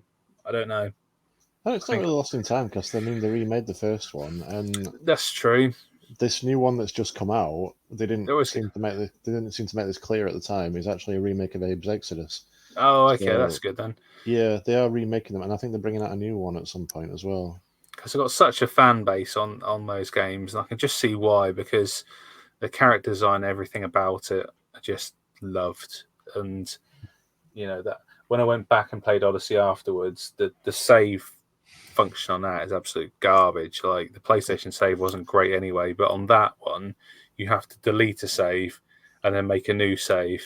So, pretty much on every PlayStation game that's out there, you can just save over your old save. This one, you basically went to Memory Card Manager in-game, had to delete your save and then create a new save. It was that backwards. It was bloody awful. But yeah, the second one, I think, just built on everything the first one did, and it was just so much better. So yeah, I'm calling that as my second choice in there. Doesn't count. Doesn't. Well, wait till we get to T, and then we'll have all sorts of games beginning with the. Can use it as well. My second choice. Again, I'm just trying to. There's so many games I sort of thought of. I thought I remember playing that. I'm going to go with. It's not a particularly great game, but I really enjoyed it. So I think I did it for Christmas the one year, and that's Apocalypse on the PlayStation 1, which is the Bruce Willis game. And it, it's fairly standard run and gun stuff. It's different angles. Occasionally you're sort of behind the character and it moves side on, you're shooting across bridges and blowing things up. It's just the fact it's got Bruce Willis attached to it, and I'm pretty sure the story goes that he was involved with it and then he started falling out with the developers or something like that. I can't remember what it was, but the character's got his face in there and they're using his voice in the game as well. It's just super cheese storyline and acting throughout, but it's just a really sort of fun blasting game. I managed to pick it up again and when recollecting my PlayStation 1 collection, I managed to pick it up there. I don't think it's particularly difficult to find either. But I it's just good for a couple of hours. Just sort of put that on, and some great weapons as well, and futuristic space setting. I don't know what more you could want, really. It's just a good little package, and it does exactly what it says in the tin. I'm just looking at it now, Ross, on YouTube, because I've not heard of it actually. Have you not? No, especially when you said Bruce Willis as well. Is it based on a film? No. No. It's a completely original storyline. Right. I think you're thinking of The Fifth Element when you're thinking of a film that's kind of like that, but or Armageddon. Maybe. Well, this one's more futuristic. Armageddon. I was just thinking of the title, Apocalypse Armageddon, same thing. Let's start with A. Yeah. Yeah, but Apocalypse has got less Aerosmith, which is always a good thing. Yeah, that's true. Then again, having said that, Armageddon did blow Paris up in Armageddon. So swings and roundabouts. All's forgiven. Somebody once told me they cried at Armageddon. It was their favourite film. I'm like, why? It had a happy ending. Bruce Willis destroyed the asteroid and died with it, and then saved the Earth. That's a good thing. We don't have Bruce Willis in. I was crying when you handed me money over before I went in. I'd already cried that year because Lost in Space, I think, came out. Lost in Space, the only film I fell asleep during the cinema when I was watching it in the cinema. I thought so. Gladiator. I had, to be fair, had a very heavy night the night before, but it was the best film to be watching on a Saturday afternoon to fall asleep to. Right, moving swiftly on. Pete, your final choice then. My final choice, a bit older this time. It's an arcade game. It's Capcom's Alien vs Predator, or Aliens vs Predator. I can't remember which one it is. Scrolling fighter. What really sets this apart from other scrolling fighters is that you can play as one of two humans, one of which is supposed to be Arnold Schwarzenegger from the Predator film. Or you can play as one of two predators as well, which is really cool. And you fight in xenomorphs. It's made by Capcom, so it's got sort of like the same kind of special move sort of functions as Street Fighter. So while you're sort of walking around hand-to-hand combat with aliens is a bit weird. But, you tried that in the films, you just end up getting ripped to pieces. But you can sort of input sort of commands to do special moves and things as if you were playing a one-on-one fighter, which kind of sets it apart. I was lucky enough to notice this in Arcade Club when we went. I think Nathan and Dave Birdsall were both sat playing Cadillacs and Dinosaurs on one of the candy cabs. Yeah. And they had AVP right next to it, and I just gravitated towards it and played it from start to finish on the arcade machine in Leeds. Amazing. And I just love that game so much. It's one that I've emulated a lot. I think the only way you can legally own it is if you buy the big Capcom arcade stick, the one that's like shaped like the Capcom logo. So I have it on my Pandora's box, but that's not technically legal. It's all backups, isn't it? Yeah, which is fine. Yeah. Obviously, I own the actual arcade machine, so I can play backups. But yeah, I just think it is not only do I love like Alien and Predator, well, to a degree, I love the first Predator and I love the first two Alien films. But I love Capcom games. I love scrolling fighters, and I believe this is probably one of the most finely crafted scrolling fighting games I've ever played, and I just love it so much. So if anybody, if you play MAME or anything like that, and you haven't played this, or if you're at Leeds, at least when we went to Arcade Club, it's on the bottom floor with all the candy cabs, with the ones where you sit down at them. Just have a go at it. It's just so much fun. I've never really sort of been that into the Konami fighting games. I much prefer the sort of Capcom and Sega ones. So this is just right up my street. Absolutely love it. Yeah, I've played it on Pandora's box as well, Pete. I think I heard Neil mention it actually, and I gave it a go. Yeah, pretty decent game. I've got it on the. Oh, sorry, I was going to say I've got it on the Neo Geo arcade stick because that's modded and that was in the mod that I put on there, so I can play it as well. And it's it's beautiful game, fantastic game. It looks gorgeous. It plays amazing, and the graphics. And I don't have it. So. One weird thing though is there's an enemy that appears in that, like a sort of zombie kind of character, like the humans have been infected by some kind of alien parasite. And these things appear in that, and they appear in the Konami Alien 3 arcade game. I think it's Konami. And they don't actually appear in any other kind of alien media, any film, any of the like comics or books or anything. They just feature in these two games that aren't actually linked at all. And I just that kind of thing, I just find it kind of interesting. Is that game different to the one that came out on the Jaguar? Because I must be honest with you, I don't know much about the Jaguar was a first-person shooter, I believe. And then there was like the Predator, Alien vs Predator arcade, not arcade game, but the SNES version as well, which was a scrolling fighter, but it was a different one. You could only play as the Predators on that. Right. The arcade game's vastly superior. It's amazing. Yeah. Good choice. Sean, what have you got next? Like Pete, I'm staying with the arcade, and this is one of Sega's famous super scalers. Sega? Sega. How Welsh are you?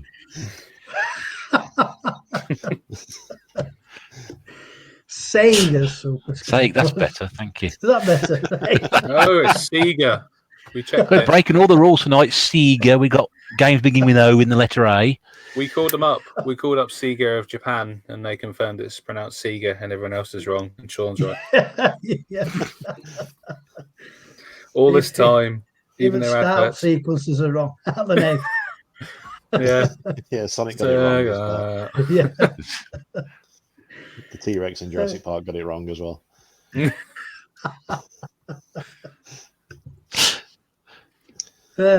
I'm talking, of course, about Afterburner. Afterburner. Lovely, yeah, cracking game. Made over more better with the deluxe cab. If you've ever had a go in that, it's quite a beast. Did you ever go in that, Sean? Yeah. Did you? Yeah. Yeah. I've never actually seen one. I think I saw the Space Harrier one, but I never saw the Afterburner one. There's one that plays arcade for, isn't there? Is there? Yeah, sure is. The full size deluxe cab. I mean, it only tilts back, really. But I mean, when it was first released, it was out of this world. Something that reclines that far back. Yeah, I mean, it's fast and furious. Your viewpoints behind the plane. You've got to shoot, obviously, oncoming enemies. There's a refueling section. Yes, there is. There's a bit where a plane comes along and drops what looks like a hose. Although, to the uninitiated, could have like plane sex between the two of them. So there's sort of like going on. I made a baby plane. Well, there's a hose involved. And there's a transfer of fluid. Yeah.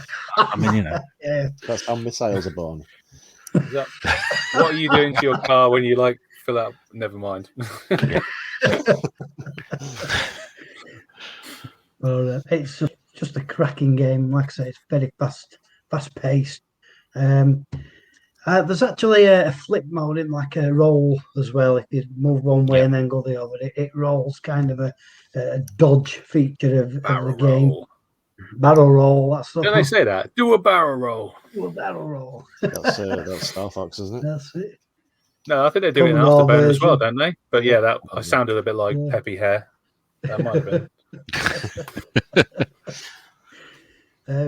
I mean, I mentioned in the arcade, obviously that's the ultimate of the series, but I think Master System did it pretty well. For some reason, I think my memory serves me right. It wasn't a bad conversion, really, and I don't know about the C64 version that you just showed us, though. God, no. That's a shocker. That's an absolute shocker. I think there were two versions of the C64. There was an American version, which I think was either better or even worse than the UK version. It was either way. I think you're right about the Master System. It's a little bit, the movement's a little bit jerky, but I mean, what do you expect, really? You're trying to cram a massive arcade machine into an 8-bit console. It's a cartridge is a bit sort of different, but it was one of that just the unconvertible. I always say that you just can't convert a game like that. It's just physically impossible to get a proper conversion for it. It is. And I missed the reboot a few years ago. There was a reboot on the PlayStation 3, wasn't there? I think, and 360. Yeah, which was download purchase only. And that was meant to be quite good because Afterburner Climax or something like that. Well, I think about plane sets again. I don't know. Plane sets. That's called refueling, Russ. We've told you this already. I know. Jesus. I've got Afterburner on the NES as well. One of the Tengen games. I've not actually played it, but be interesting to see how it plays. Yeah. So I'm not sure the Mega Drive's got Afterburner 2. I'm not sure whether that's the sequel or the direct to sort of console sequel or just the first game with just Afterburner 2 tagged on the end. I don't know. It wasn't Afterburner 2 on the Saturn as well. Sure I don't know. It was in the Saturn multi-pack thing. What's it called? Sega Aegis has it in. Sega Aegis has that. I'm pretty sure it's got a Space Harrier, Afterburner, and Outrun, I think. I'm sure I saw it on somebody's Instagram post at some point recently. A proper Afterburner 2 standalone thing on the Saturn. I'm not sure though. It were a Japanese one. Yeah, I think the Japanese released the games individually because you can get like one of the best versions of Outrun, I think, from there. But yeah, they did it slightly different to us. So that's your third one, Insurance. And Nath, what have you got as your last one? Yes. Oh, I really struggled for a third one, to be honest. I really did. Struggle? I struggled with the second one, if you class what you said. Do you want to take one from a different letter? F or something like that? Like O, maybe. Turn the A upside down, have V if you want. So, I'm going to go with Asterix on the Master System because when I'm talking about games that have been like awesome games that I've absolutely loved, there's probably few from my childhood other than kind of Alex Kidd and Asterix that I really like go back to, and that is just an amazing game. I've still not to this day completed that one. Actually, it's I've tried, but I just get to a certain point and I can't. And there's certain levels you have Asterix or Obelix, and they both have their own abilities. Obelix can just bash through like walls. Asterix cannot, but he's more nimble. And as the kind of levels go on, it's more kind of a puzzle thing. The levels feel massive, but it's pretty much like finding a key and getting to the door that has a key lock on it and doing it before the timer runs down. But there'll be all kinds of like obstacles like spikes or fire and things like that. And it just feels like a massive game.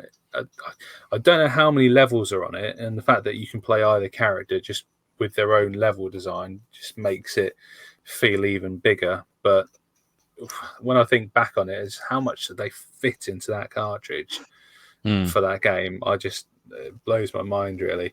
But it's just a really well like designed game. All the levels are, you've got levels where you're flying, you've got levels where you're standing on a block, levels where it drops down. There's like secrets. There's bits where you can just use cannons to get up into the clouds and just get loads of bonuses from the gods and things like that. It's just a really well thought out game with like loads of little secrets, loads of little hidden things here and there. And yeah, I just love it, really. That's one of the few games when I sold off all my games before I started collecting again. That's one of the few that I just picked up and thought, I can't do it. I can't sell it.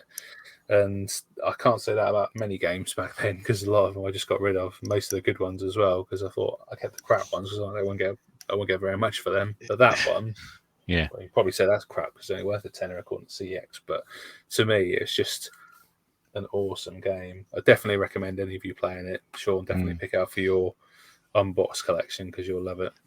Yeah, I think I played a little bit of it off emulation, and there's 2 Asterix games for the Master System. There are. This is the cheaper one that I'm talking about here. Is it Asterix and the Secret Mission, which is the other one, I think. And there's a Mega Drive Asterix as well. There is a Mega Drive one, but I haven't played that one yet. Asterix and the Secret Mission. That's actually only about. No, there's 3 actually. There's Asterix and the Great Rescue as well for the Master System. I forgot about that one. 3 Asterix. So 3. Yeah, I didn't know about any of those. I think this one I got from Woolworths back in the day for a tenner, and I think that's probably what it is worth now. So yeah, good old Woolies. Yeah, yeah. Well, that's back then with Master System games. If it wasn't on the shelves at Woolworths, pretty much didn't exist.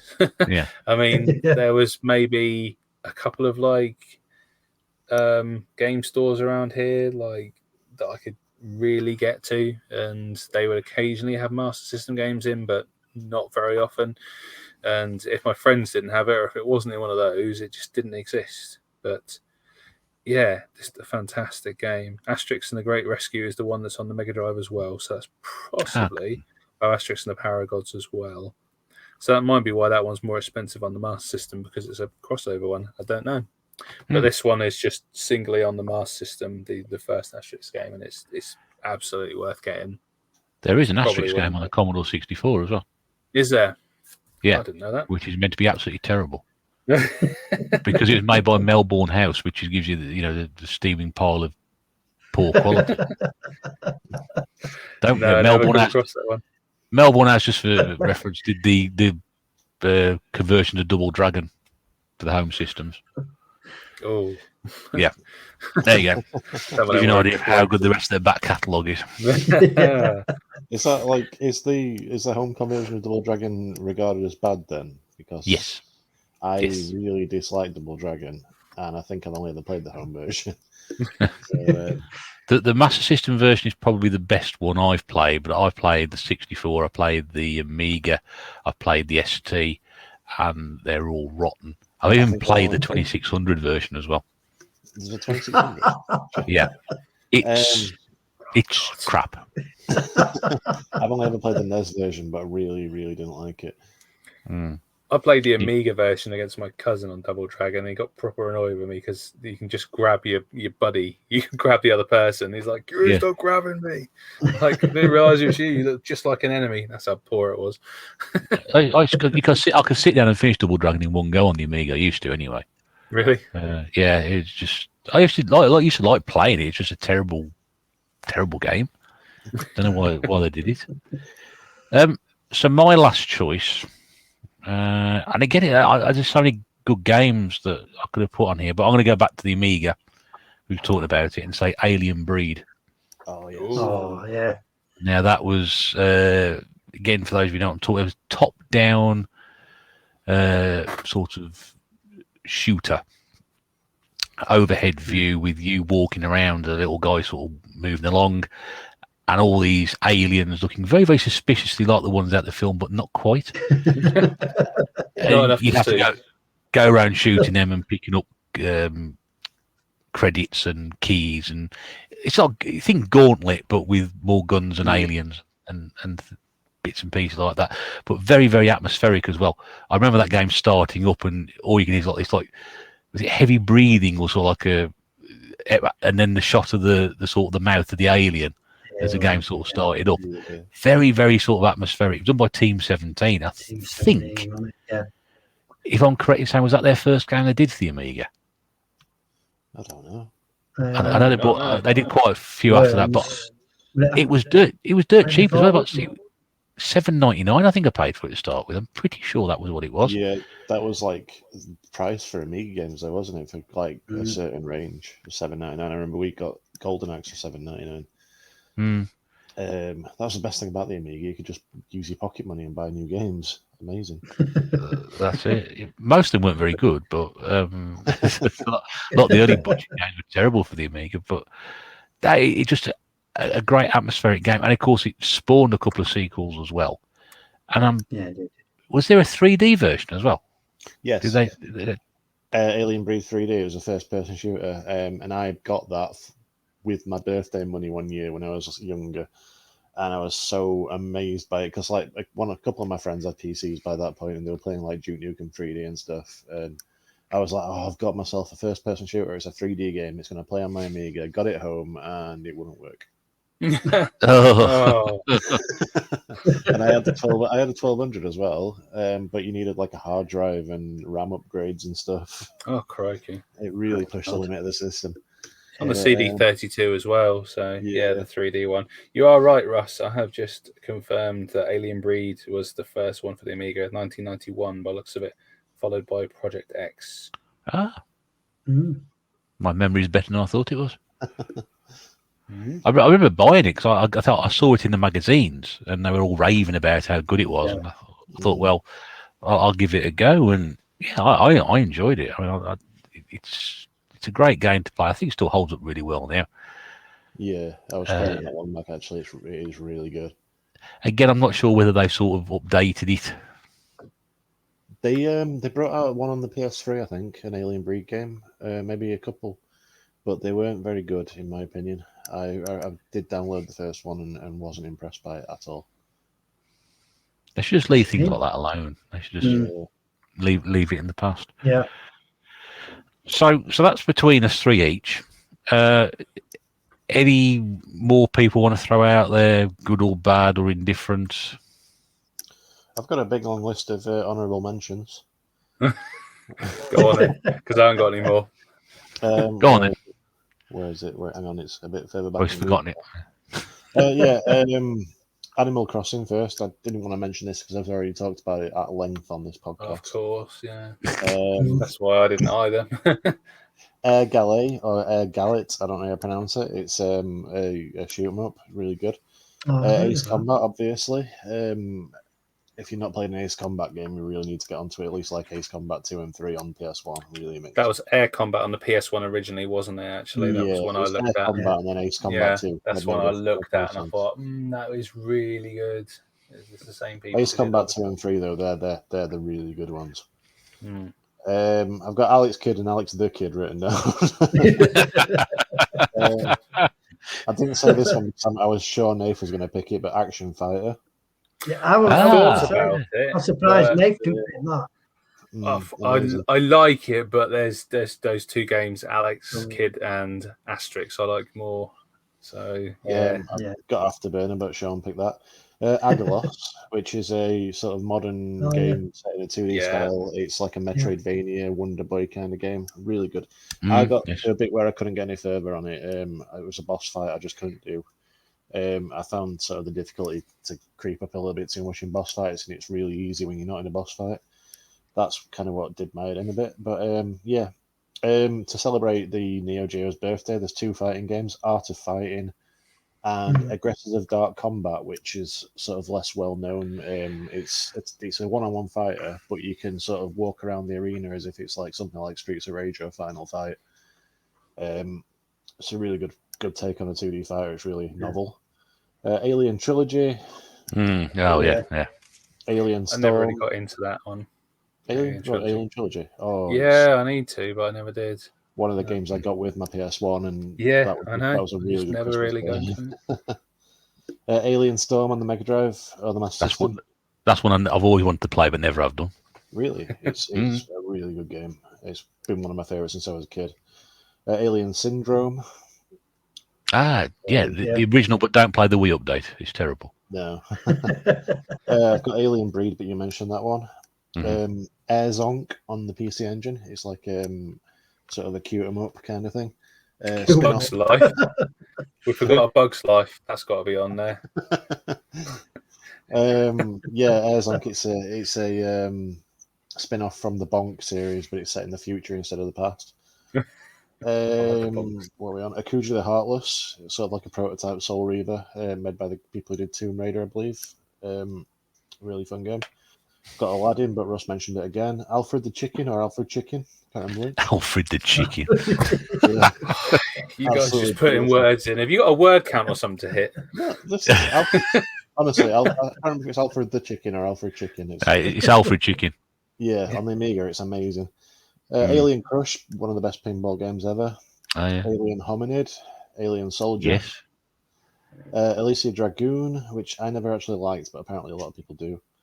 Altered Beast, Alone in the Dark, Alpha Altered Protocol. Beast? We forgot Altered Beast? Yeah, I said Altered Beast. Alone in the Dark. I didn't How do you hate? Alone in the Dark was awful. I got that on the PlayStation 1, the new Nightmare. It was absolutely dreadful. Alone in the Dark Inferno on the PS3 is really good. Oh, well, at Alpha least they did one thing Protocols right. Alpha Protocol's a really good sort of like BioWare style role-playing game set in like an espionage kind of world. Yeah, I've got that. Alundra, it's basically Zelda on the PS1. It's Yeah, I did see that one. really good. Another I've not World, played it. Arkanoid. Another world. Oh, Arkanoid. I've had that. I've got that on my list. Arkanoid. Are we going for bingo now? Yeah. Line. tNb bingo. Arrow Flash. I don't know if anyone's played that. It's shoot 'em up on the Mega Drive, but it's kind of like Transbot, where you can like sort of transform between a ship and a robot. I used to love that as a kid. Is it like Pikmin? Yeah, it's exactly like Pikmin. Assassin's Creed, which Oh yeah, that goes without saying, doesn't it? Yeah, Asteroids, obviously. Oh yeah. Athena, which is an SNK sort of 2D platform game. It's kind of basic, but quite fun. But yeah, that's basically everything I could think of off the top of my head earlier on that no one's mentioned. I completely forgot about Asteroids. I did think about that earlier in the week, and I thought, oh, that'll be a good one. Completely forgot I've got that. one honourable mention just for your this. Oh right. Action Biker, Clumsy Colin. You remember it? Sponsored by Yes, I know that one. Yes, I'm sure I've got that somewhere. I'm pretty sure I've got it tucked away somewhere. Yeah, that was one with the toy with the crisps on it. Skips. With Skips, Yeah. Yeah. Mastertronic game on it. I can't at all remember what you're doing it now, actually. But I watched the video a few months ago. It looks really bad. yeah. I don't know. I can't remember what we have to do in it, but yeah, it looks really bad. I've got. Well, Nathan mentioned. Nathan, you got any more? Or you? The only other one I can think of is A Shadow's Tale. On the way. That's an S one. God, I forgot about that one. Which is a Hudson game, which is a fantastic game if you can get a hold of it. Still stupidly expensive. It's not as expensive as some now. That one seems to have stabilized at the price it is, whereas some of the like Rainfall games are actually going for a lot more now. But that is a really, really good game, and one that I don't think many people like, unless they watch Metal Jesus, like know outside kind of like the collecting circles. So that's one that I thought about. Adventure Island. I don't think it's been mentioned. Have I thought of any more? You mentioned one earlier, right at the very, very start. Did I? Yeah. I said Boy and His Blob, but Yeah. I said that for playing. But yeah, well, I can't say that again, can I? Like, Well, you begin today. Well, better than Abe's Odyssey or whatever it was you picked. Abe's Odyssey and Abe's Exodus. There you go. Two. Both begin with O. Oh, one we can say for Sean as well. Actually, I thought of a Tick Attack or Attic Attack. Yes. Yeah. On the Spectrum. Classic. Yeah. And I've got just one more to add. Animaniacs on the Super Nintendo. Yeah. Which is a great little platform. If you like the cartoon, it's full of the humour in the cartoon. It's really, really good. Yeah. And there's one game which I actually thought would be nice one to finish on. It's a really terrible game. And I know because I've got it on the PlayStation 2 and the Xbox, and that is Alias, which is based on the TV series. Oh God. With Jennifer Garner in it. Yeah, I can't remember if I've got that one or not. Rotten. This has got that going for it. Yeah. Yeah, that is the only thing he's got going for it. Believe me, it's absolutely rotten game. That absolutely terrible. And to be honest with you, given the fact that it was a fairly successful TV series and there was a good potential to make a good game out of it, they really did drop the ball with that one. Absolutely terrible. There we go. So those are some games with A. Like I said, we've missed loads out. But if you can think of any, let us know. And if it's been successful, you have enjoyed that, let us know as well, because we might do Letter B in a few weeks' time. Or in Nate's case, whatever letter of the alphabet he thinks he will just fit in to go around whichever game he wants to talk about.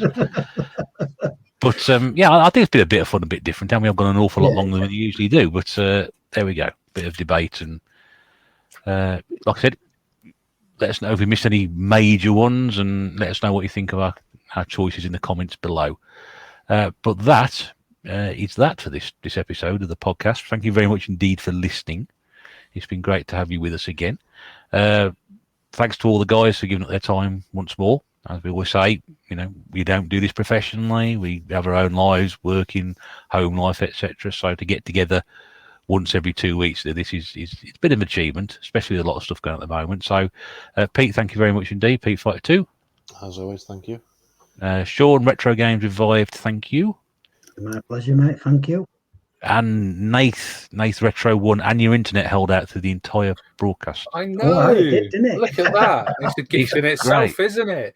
Thank you very much. Thank you. You weren't even trying to access the ITV hub this time, which was... No. I wasn't trying to watch the football or nothing. That's it. And believe me, before we started doing this, we had about 10-15 minutes where he was hardly here. Standing on the roof with the coat hanger. You got your wife on the roof with the coat hanger. Yeah, we'll let her come down in a couple of minutes. Yeah. Better wrap this up. Be annoyed. It's raining as well. Oh, well, she'll be all right. A bit of water never hurt anybody. Be fine. And this is the Retro Bear saying thanks very much for listening, everybody. We'll see you again in 2 weeks' time. That should be the 18th of July, and hopefully all the football's finished by then. And we should be in the midst of some holidays. That should be the day before the releasing of restrictions, possibly. I don't know. Awful lot going on at the moment. Do take care, everybody. Stay safe. We'll speak to you soon. Until then, mind what you're doing. Take care and bye for now.